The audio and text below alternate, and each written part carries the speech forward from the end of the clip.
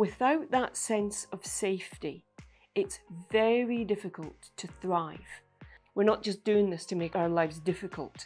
We're not doing this just because we're difficult, argumentative people. That adds to the isolation and the loneliness and that awful sense of, I can't connect with people, I don't know why. But of course our attached parts have an awful sense of loss and yearning, and the loneliness that this can cause is massive.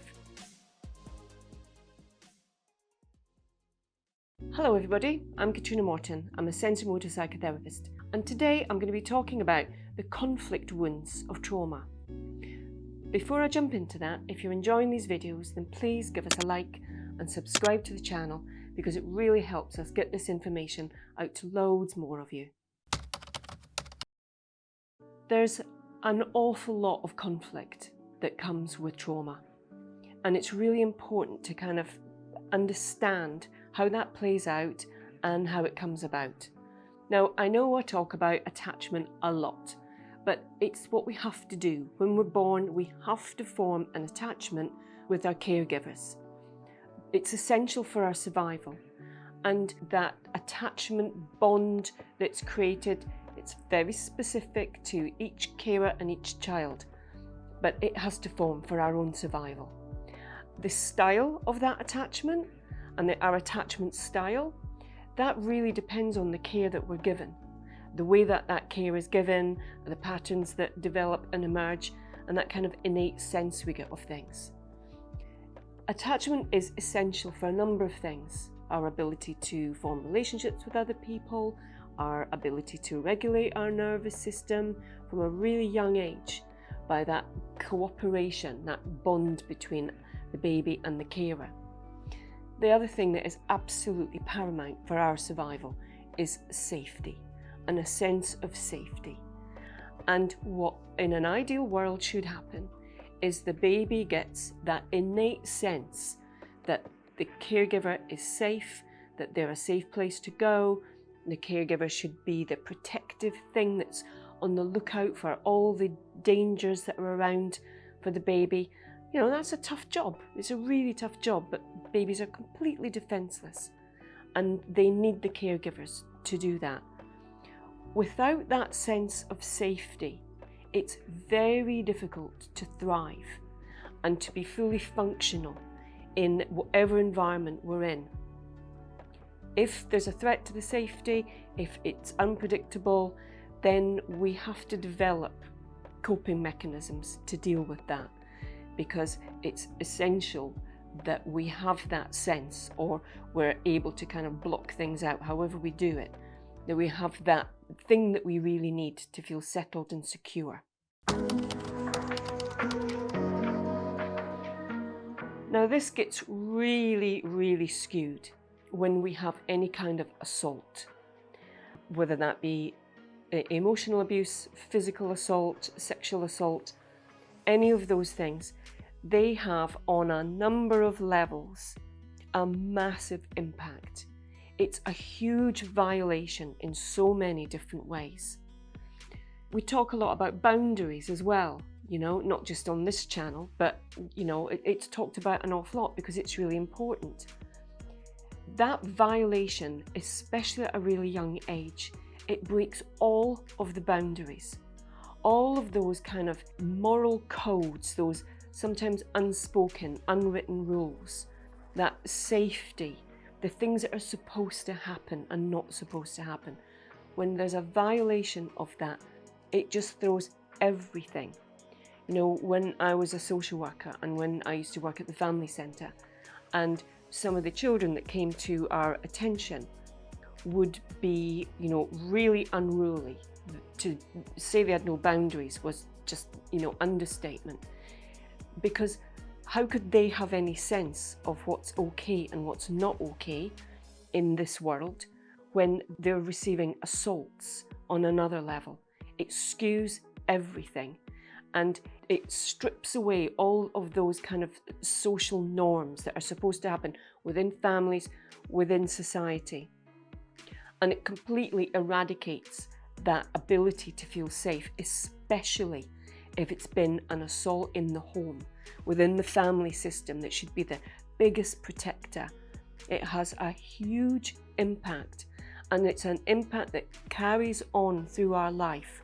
It ekes out in all kinds of ways. It might not look apparent as to why it's back to source, but it is.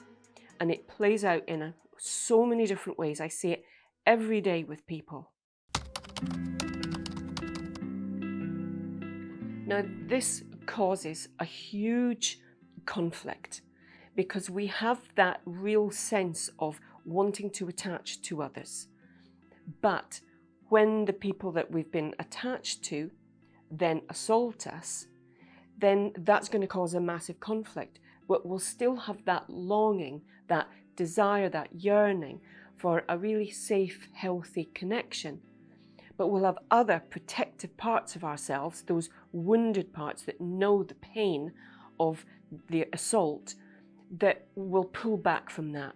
So we get this pull for something and then this push back. And we create all kinds of narratives in our head about why that is. You know, for some people, it's like, but I really want a good relationship. I really want, you know, really close friends. But then there's that protective part that comes in and goes, no, no, no, don't trust. Because when that trust is broken, it's awful. The pain is unimaginable. But it doesn't really translate, especially if it's young. It's formed before our cognitive thoughts, before our ability to kind of rationalize and make sense of things form. So it's a felt sense within the body. It will just be a natural pullback, and it shows up in all kinds of behaviors. And for some people, you know, they would say, no, no, of course I want a close relationship. But when they get in the close relationship, or anything that starts to feel like it comes close, there might be a part that sabotages, that picks fault, that decides it's terrible, to keep that protective place safe. But of course our attached parts have an awful, awful sense of loss and yearning. And the loneliness that this can cause is massive. What we then do is we then go into battle with ourselves. We beat ourselves up. Why do I keep doing that? Why do blah, blah, blah? Not realizing that both of these things are really valid. And in the therapeutic relationship, it's a really good opportunity because it will show up. That conflict will show up in that therapeutic relationship. And not just on a kind of, you know, relational thing, but we can really dive deep into that and see how that push and pull feels with giving and receiving exercises. You know, there's all kinds of ways of exploring those. And the important thing is that we understand we're not just doing this to make our lives difficult. We're not doing this just because we're difficult, argumentative people. But, you know, both of these things, they need to be treated separately and also be able to find a way of working together. To really be able to get in touch with that attached part that wants that connection. And then to be able to really work with that protective part. Because it's really important when we're working with these things to know these are trauma wounds, these are from the past that are just staying with us. And so when these things come up, what we need is 1 foot in the present, 1 foot in the past, so that we can have with the past here and the way that it's showing up, a new experience in a safe place, so that we get that new neural pathway that I talk about a lot. We don't just instinctively get drawn down this route, which is, you know, from the trauma response, but we can have a really conscious, an understanding and a real conscious sense of observing ourselves. Hopefully maybe even with the understanding, a bit of compassion for both of these things and why they're both of equal value, so that we stop fighting with ourselves, beating ourselves up, adding almost a third element into that already difficult conflicting battle. The thing that we actually want and we crave for is, yes, closeness, and it's safety in that, to be able to feel safe. So we've got to be able to work with that protector that's only trying to do its job. Don't get too close because, you know, terrible things happen. Yes, they did, but it doesn't mean that they're going to keep repeating. And it's really important to be able to heal those wounds from the past so that we can have the relationships and just be the way that we want to be. However that is, it's not for me to tell anybody. It's how somebody wants their life to look and feel. Because what, I've talked about before is this terrible loneliness, the way that we pull back from things, we withdraw. And that protective part of us, it will make us pull back from people, make us very fearful of people. And that adds to the isolation and the loneliness and that awful sense of, I can't connect with people. I don't know why. I can even be in, a group of people, a group of friends, but I'm not feeling it, because that protective part will just go poof and shut down and not allow anything in, because it's allowed things in the past and then it's been hurt. And those things are so deeply, profoundly wounding for us. They click into our ability to attach as part of our survival mechanism. So it goes to the very core of us when we don't feel safe. And those protectors do their job really, really well, especially if they've been around a long time. They will keep doing it and they'll keep pushing people away, but we won't necessarily understand why it is. And so when we can pull all these things apart, look at it as not that's a problem. It's like, okay, that's happening for a reason. That was a solution to a problem. What was the problem? Would those behaviours, would those mechanisms have made sense back then? If the answer is yes, then we know we've got that direct link. And we also know the kind of healing that needs to come from it, the opposite to what the wounding was.